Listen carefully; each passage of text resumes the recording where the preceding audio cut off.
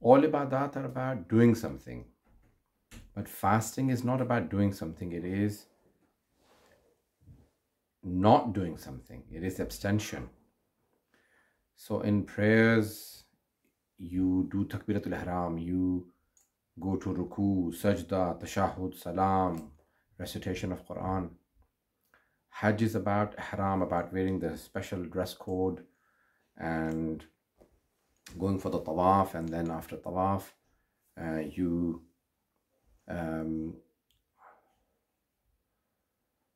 do the 2 rakat prayers of the circumambulation of Kaaba, then you go for the sa'i, walking between the Mount Safa and Marwa, you're cutting your hair, staying in the plains of Arafat, and staying in the plains of Muzdalifah and Mina.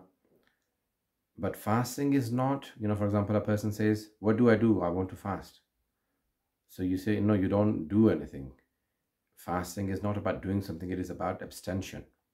So you make the intention, niyat and imsak. You make the niyat that I'll be fasting tomorrow, and then abstain. Imsak is to abstain, to stop. So you don't do anything, but you stop yourself from doing things, from lying, from backbiting, from relating false statements to Allah subhanahu wa ta'ala and the Holy Prophet and the Ahlul Bayt, A'immah Ahlul Bayt alayhim salam. So it is all about abstention, and that is what is taqwa is all about. That is what is to be God conscious about. God consciousness is not to do things, to abstain from haram, forbidden acts. So if you learn through fasting how to abstain from halal, then you learn how to abstain from haram. So it is important that we learn how to abstain. Fasting is all about abstention. It is a great blessing of Allah subhanahu wa ta'ala that we are in the month of Ramadan. لِكُلِّ شَيْءٍ رَبِيعٍ. Everything has a spring. When the spring comes, the new flowers come out, the new plantation, and the leaves grow, and so many things happen. Everything has a spring. The spring of life is young age. So لِكُلِّ شَيْءٍ رَبِيعٍ وَرَبِيعُ الْقُرْآنِ Ramadan. But the spring of the Holy Quran is the month of Ramadan. So fasting teaches you to be God conscious, and there are levels of Iman, and all of those levels have subdivisions, and then once you reach a high level of Iman, then you go into becoming muttaqi, to be God conscious. The Holy Quran says, Ya ayyuhalladhina amanu ittaqullah, or you who believe, become God conscious, or you are mu'min, become muttaqi. And after obtaining the position of God consciousness, you go into obtaining the position of certainty, yaqeen. The Holy Quran says in Surah Takathur,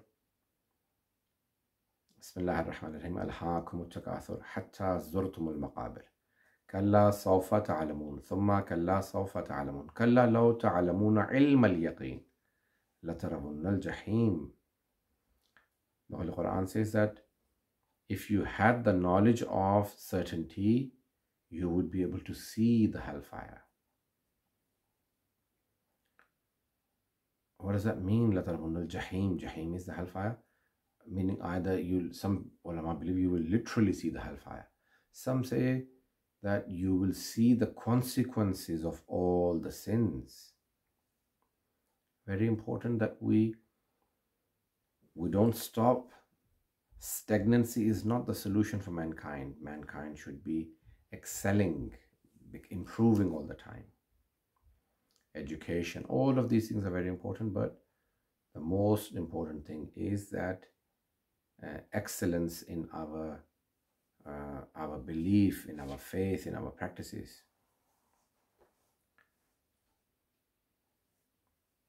There were 3 friends from outside Medina. Shaheed Sayyid Abdul Hussain Sahib Shirazi has mentioned. They wanted to come to Medina. So of these different dimensions of life, they play a role together, they all complement each other. It is extremely important for us to understand that the Holy Quran, when it talks about connecting things together, we have to learn to connect all of these ibadat to each other, and one of them is fasting. Fasting is, when the Holy Quran says, Ya ayyuhalladhina amanu kutiba alaykumus siyam, the reasoning is لَعَلَّكُمْ تَتَّقُونَ. When it has been prescribed, it is for you to gain God consciousness.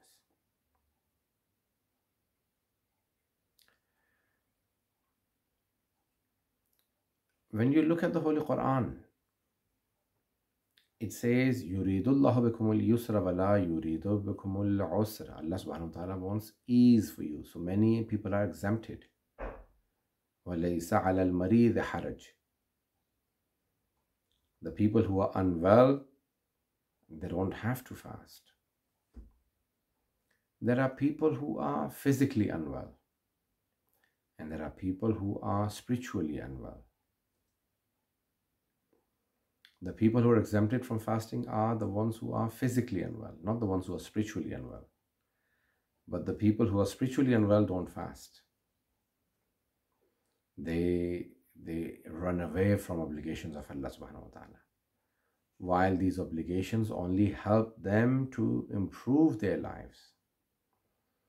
So we all are in need of ibadat, acts of worship. And what better than fasting? And what better than praying and reading Quran while fasting? So God consciousness is a state and a blessing that helps us understand the humanity better, understands ourselves. It makes me understand myself better. Many of us overlook our own shortcomings and our own problems. You tell a person that you have this problem. They sometimes don't believe you because they've never paid attention to themselves. We overlook our own faults, but we easily find the faults of other people. So it is our duty to analyze ourselves. Self-analysis. Man arafa nafsahu faqad arafa rabbah. One who knows himself knows his Lord. Many times we analyze other people very well, but we don't analyze ourselves. Let's analyze ourselves well.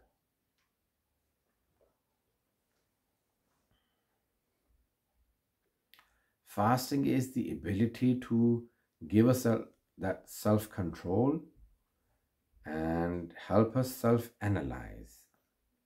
When you feel weak inside you, you're fasting, you're not eating or drinking anything, so you feel weak, very weak inside. But spiritually, you are stronger because you know your own shortcomings. You know your own weaknesses. Your own weaknesses help you to understand how strong you are.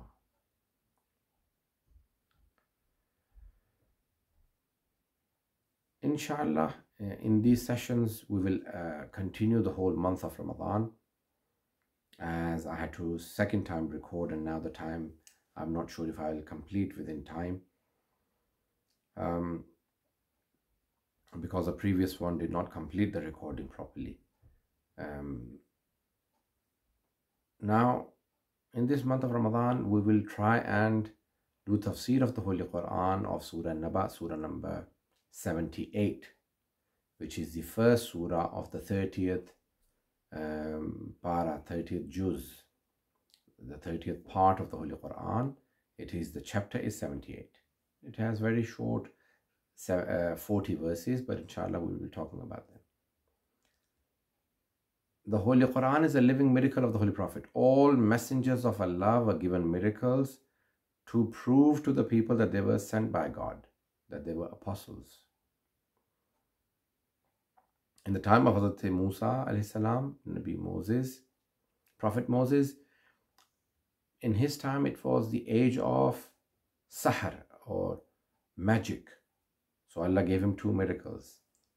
The hand that he would place in his pocket and take it out, it had light coming out. And the other, the staff that he would drop on the floor, will turn into a python. Nabi Isa alayhi salam, the Prophet Jesus, peace be upon him, in his time it was the age of medicine, not the medicine in our age, the allopathy. They had special medicine at the time. But certain illnesses they could not cure, like the born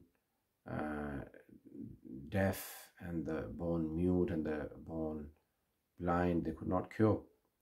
Hazrat Isa alayhi salam would touch the born blind and give them sight, or the mute would start to talk again, and the deaf would start hearing, and he would kick the lightly, obviously, he would kick the dead, saying, "Qum bi rabbik," rise with the permission of thy Lord, and they would become alive again.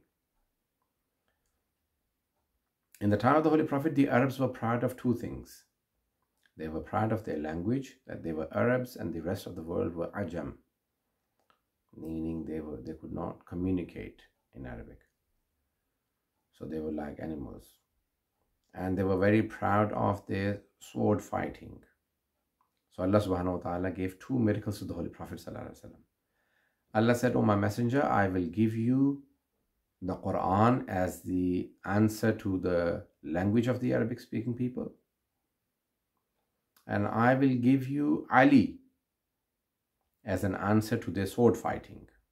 And they're both living miracles of the Holy Prophet. So the Quran and Ahlul Bayt. He left behind Quran and Ahlul Bayt. In Sahih Muslim as well it says, and in Shia Sunni books it says, "Inni ta'arakun fikum thaqalain kitab Allahi wa itrati ahl bayti." I'm leaving behind two things: the Quran, which is a living miracle because the Holy Prophet's messengership is till the day of judgment, therefore his miracle is till the day of judgment. And then the inheritor of the Holy Prophet's knowledge, his infallibility, and his successors are the 12 Imams, and they will remain till the day of judgment. And they are also the inheritors of the knowledge of the Holy Quran. So today, Imam Mahdi alayhi salam and Quran are still present.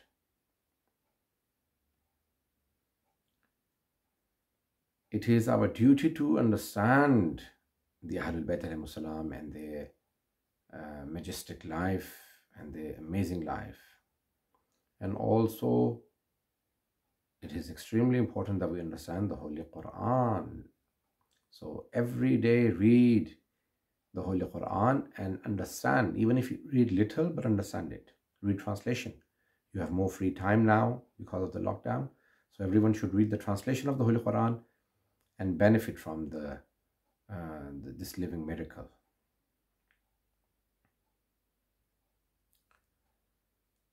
So now the Holy Quran is in Arabic, but Professor Thomas McKelvin, he's an American who he reverted back to Islam, and he's a Shia. His name is now Professor Ali Haider, Thomas McKelvin. He has many books, very good books, like Islam in the Bible. So he has said that I don't believe that a person without any prejudice would read a genuine translation of the Holy Quran and does not convert to Islam. So Quran is a living miracle of Allah subhanahu wa ta'ala for the Holy Prophet sallallahu alaihi wasallam, or it is a miracle for the proof of the messengership of the Holy Prophet sallallahu alaihi wasallam. It is a complete guidance. Let's reflect upon the Holy Quran every day and every night. In Surah Naba, the great news, inshallah we will give the commentary, but it is important to understand that fasting is a great blessing of Allah subhanahu wa ta'ala. I would end today with a short story that fasting brings in many blessings. When the Holy Prophet went to Mi'raj in the ascension to the heavens, Allah subhanahu wa ta'ala said to him, "O my messenger, my servant is the closest to me in two states, when he's hungry or when he's in prostration, in sajda." Why? Because fasting brings in wisdom. It is important that we understand that this wisdom will be our gift from Allah subhanahu wa ta'ala if we fast with pure intention for the pleasure of Allah subhanahu wa ta'ala and for the love of Allah subhanahu wa ta'ala. This love of Allah subhanahu wa ta'ala makes us excel onto this journey of excellence. I will be inshallah talking about Surah Naba in more detail from tomorrow. I know that it has now come to a time, inshallah, you can ask your questions and through the team at Husaynia in Seattle, and inshallah they will let me know the questions and I will answer them every day. Thank you very much for listening. Wa akhiru da'wana and alhamdulillahi rabbil alamin. Assalamu alaikum wa rahmatullahi wa barakatuh.